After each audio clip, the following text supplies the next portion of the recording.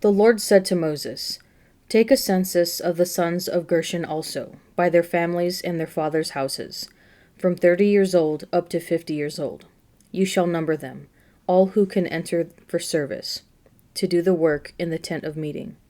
This is the service of the families of the Gershonites, in serving and bearing burdens. They shall carry the curtains of the tabernacle, and the tent of meeting with its covering, and the covering of goatskin that is on top of it, and a screen for the door of the tent of meeting, and the hangings of the court, and the screen for the entrance of the gate of the court, which is around the tabernacle and the altar, and their cords, and all the equipment for their service. And they shall do all that needs to be done with regard to them. All the service of the sons of the Gershonites shall be at the command of Aaron and his sons, in all that they are to carry, and in all they have to do. And you shall assign to their charge all that they are to carry. This is the service of the families of the sons of the Gershonites in the tent of meeting, and their work is to be under the oversight of Ithamar, the son of Aaron the priest. As for the sons of Merari, you shall number them by their families and their fathers' houses, from 30 years old up to 50 years old. You shall number them, every one that can enter the service, to do the work of the tent of meeting. And this is what they are charged to carry, as the whole of their service in the tent of meeting: the frames of the tabernacle, with its bars, pillars, and bases, and the pillars of the court round about with their bases, pegs, and cords, and all their equipment and all their accessories. And you shall assign by name the objects which they are required to carry. This is the service of the families of the sons of Merari, the whole of their service in the tent of meeting, under the hand of Ithamar, the son of Aaron the priest. And Moses and Aaron and the leaders of the congregation numbered the sons of the Kohathites, by their families and their fathers' houses, from 30 years old up to 50 years old, every one that could enter the service, for work in the tent of meeting, and their number by families was 2,750. This was the number of the families of the Kohathites, all who served in the tent of meeting, whom Moses and Aaron numbered according to the commandment of the Lord by Moses. The number of the sons of Gershon, by their families and their fathers' houses, from 30 years old up to 50 years old, every one that could enter the service for work in the tent of meeting. Their number by their families and their fathers' houses was 2,630. This was the number of the families of the sons of Gershon, all who served in the tent of meeting, whom Moses and Aaron numbered according to the commandment of the Lord. The number of the families of the sons of Merari, by their families and their fathers' houses, from 30 years old up to 50 years old, every one that could enter the service for work in the tent of meeting. Their number by families was 3,200. These are those who were numbered of the families of the sons of Merari, whom Moses and Aaron numbered according to the commandment of the Lord by Moses. All those who were numbered of the Levites, whom Moses and Aaron and the leaders of Israel numbered, by their families and their fathers' houses, from 30 years old up to 50 years old, every one that could enter to do the work of service and the work of bearing burdens in the tent of meeting. Those who were numbered of them were 8,580. According to the commandment of the Lord, through Moses they were appointed, each to his task of serving or carrying. Thus they were numbered by him, as the Lord commanded Moses. The Lord said to Moses, Command the sons of Israel that they put out of the camp every leper, and every one having a discharge, and every one that is unclean through contact with the dead. You shall put out both male and female, putting them outside the camp, that they may not defile their camp, in the midst of which I dwell. And the sons of Israel did so, and drove them outside the camp, as the Lord said to Moses. So the sons of Israel did. And the Lord said to Moses, Say to the sons of Israel, When a man or woman commits any of the sins that men commit by breaking faith with the Lord, and that person is guilty, he shall confess his sin which he has committed, and he shall make full restitution for his wrong, adding a fifth to it, and giving it to him whom he did the wrong. But if the man has no kinsman to whom restitution may be made for the wrong, the restitution for wrong shall go to the Lord for the priest, in addition to the ram of atonement with which atonement is made for him. And every offering, all the holy things of the sons of Israel, which they bring to the priest, shall be his. and every man's holy things shall be his. Whatever any man gives to the priest shall be his. And the Lord said to Moses, Say to the sons of Israel, if any man's wife goes astray and acts unfaithfully against him, if a man lies with her carnally, and it is hidden from the eyes of her husband, and she is undetected, though she has defiled herself, and there is no witness against her, since she was not taken in the act, and if the spirit of jealousy comes upon him, and he is jealous of his wife, who has defiled herself, or if the spirit of jealousy comes upon him, and he is jealous of his wife, though she has not defiled herself, then the man shall bring his wife to the priest, and bring the offering required of her, 1/10 of an ephah of barley meal. He shall pour no oil upon it, and put no frankincense on it, for it is a cereal offering of jealousy, a cereal offering of remembrance, bringing iniquity to remembrance. And the priest shall bring her near, and set her before the Lord. And the priest shall take holy water in an earthen vessel, and take some of the dust that is on the floor of the tabernacle, and put it into the water. And the priest shall set the woman before the Lord, and unbind the hair of the woman's head, and place in her hands the cereal offering of remembrance, which is the cereal offering of jealousy. And in his hand the priest shall have the water of bitterness that brings the curse.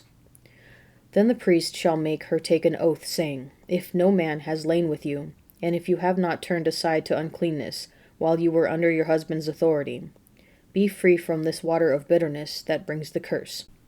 But if you have gone astray, though you are under your husband's authority, and if you have defiled yourself, and some man other than your husband has lain with you, then let the priest make the woman take the oath of the curse, and say to the woman, The Lord make you an execration and an oath among your people, when the Lord makes your thigh fall away and your body swell. May this water that brings the curse pass into your bowels, and make your body swell, and your thigh fall away. And the woman shall say, Amen, Amen. Then the priest shall write these curses in a book, and wash them off into the water of bitterness. And he shall make the woman drink the water of bitterness that brings the curse, and the water that brings the curse shall enter into her, and cause bitter pain. And the priest shall take the cereal offering of jealousy out of the woman's hand, and shall wave the cereal offering before the Lord, and bring it to the altar. And the priest shall take a handful of the cereal offering, as its memorial portion, and burn it upon the altar, and afterward shall make the woman drink the water. And when he has made her drink the water, then if she has defiled herself, and has acted unfaithfully against her husband, the water that brings the curse shall enter into her, and cause bitter pain, and her body shall swell, and her thigh shall fall away, and the woman shall become an execration among her people. But if the woman has not defiled herself, and is clean, then she shall be free, and shall conceive children. This is the law in cases of jealousy, when a wife, though under her husband's authority, goes astray and defiles herself, or when the spirit of jealousy comes upon a man, and he is jealous of his wife. Then he shall set the woman before the Lord, and the priest shall execute upon her all this law. The man shall be free from iniquity, but the woman shall bear her iniquity. To the choirmaster, a maskil of David, when Doeg the Edomite came and told Saul, David has come to the house of Ahimelech. Why do you boast, O mighty man, of mischief done against the godly? All the day you are plotting destruction. Your tongue is like a sharp razor, you worker of treachery. You love evil more than good, and lying more than speaking the truth. Selah. You love all words that devour, O deceitful tongue. But God will break you down forever. He will snatch and tear you from your tent. He will uproot you from the land of the living. Selah. The righteous shall see and fear, and shall laugh at him, saying, See the man who would not make God his refuge, but trusted in the abundance of his riches, and sought refuge in his wealth. But I am like a green olive tree in the house of God. I trust in the mercy of God forever and ever. I will thank you forever, because you have done it. I will proclaim your name, for it is good, in the presence of the godly. The apostles returned to Jesus, and told him all that they had done and taught. And he said to them, Come away by yourselves to a lonely place and rest a while. For many were coming and going, and they had no leisure even to eat. And they went away in the boat to a lonely place by themselves. Now many saw them going, and knew them, and they ran there on foot from all the towns, and got there ahead of them. As he landed, he saw a great throng, and he had compassion on them, because they were like sheep without a shepherd. And he began to teach them many things. And when it grew late, his disciples came to him and said, This is a lonely place, and the hour is now late. Send them away to go into the country and villages round about, and buy themselves something to eat. But he answered them, You give them something to eat. And they said to him, Shall we go and buy 200 denarii worth of bread and give it to them to eat? And he said to them, How many loaves have you? Go and see. And when they had found out, they said, 5 and 2 fish. Then he commanded them all to sit down by companies upon the green grass. So they sat down in groups, by hundreds and by 50s. And taking the 5 loaves and the 2 fish, he looked up to heaven and blessed, and broke the loaves, and gave them to the disciples to set before the people, and he divided the 2 fish among them all. And they all ate and were satisfied. And they took up 12 baskets full of broken pieces, and of the fish. And those who ate the loaves were 5,000 men.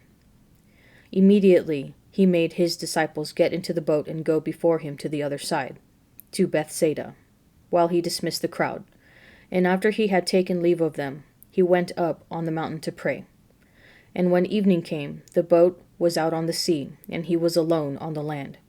And he saw that they were distressed in rowing, for the wind was against them. And about the 4th watch of the night he came to them, walking on the sea. He meant to pass by them, but when they saw him walking on the sea, they thought it was a ghost, and cried out, for they saw him, and were terrified. But immediately he spoke to them and said, Take heart, it is I. Have no fear. And he got into the boat with them, and the wind ceased. And they were utterly astounded, for they did not understand about the loaves, but their hearts were hardened. And when they had crossed over, they came to land at Gennesaret, and moored to the shore. And when they got out of the boat, immediately the people recognized him, and ran about the whole neighborhood, and began to bring sick people on their pallets to any place where they heard he was. And wherever he came, in villages, cities, or country, they laid the sick in the marketplaces, and begged him that they might touch even the fringe of his garment, and as many as touched it were made well. Numbers chapter 5 verse 2 lists the types of uncleanness that bring usually temporary exclusion from Israel's camp. Significantly, they all relate to death. Leprosy gives a deathlike appearance. Discharge involves the loss of bodily fluids associated with life, and contact with the corpse is contact with death. It isn't sinful to contract leprosy or to undergo normal discharge. Burying the dead is even a work of mercy. But death is a constant reminder of its cause, which is sin. This is already suggested by the sequence of Numbers chapter 5, which links uncleanness with breaking faith with the Lord and the community, whether by wrongdoing a neighbor or one's spouse. Unchecked, these infidelities can lead us to love evil more than good, rejoicing in selfish conniving. Such deception eventually comes to naught. Only the Lord's provision can finally satisfy us and make us flourish like a green olive tree in the house of God. Can you confess, I trust in the mercy of God forever and ever?